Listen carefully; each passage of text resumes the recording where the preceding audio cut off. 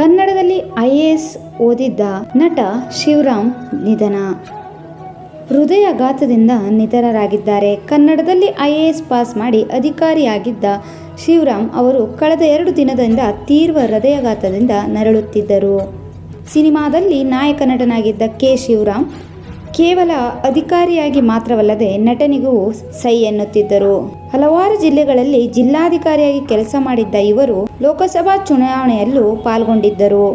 ಬಾನರ್ಲೆ ಮಧುಚಂದ್ರಕ್ಕೆ ಖ್ಯಾತಿಯ ಶಿವರಾಮ್ ಅವರು ನಿಧನರಾಗಿದ್ದಾರೆ. ಅವರಿಗೆ 70 ವರ್ಷ ವಯಸ್ಸು. ಕೆಲವು ದಿನಗಳಿಂದ ಅವರಿಗೆ ICU ಅಲ್ಲಿ ಚಿಕಿತ್ಸೆ ಕೊಡಲಾಗುತ್ತಿತ್ತು. ಆದರೆ ಚಿಕಿತ್ಸೆ ಫಲಕಾರಿಯಾಗದೆ ನಿಧನ ಹೊಂದಿದ್ದಾರೆ. 1993ರಲ್ಲಿ ಬಾ ನಲ್ಲೆ ಮಧುಚಂದ್ರಕ್ಕೆ ಚಿತ್ರದ ಮೂಲಕ ಬಣ್ಣದ ಲೋಕಕ್ಕೆ ಬಂದಿದ್ದರು.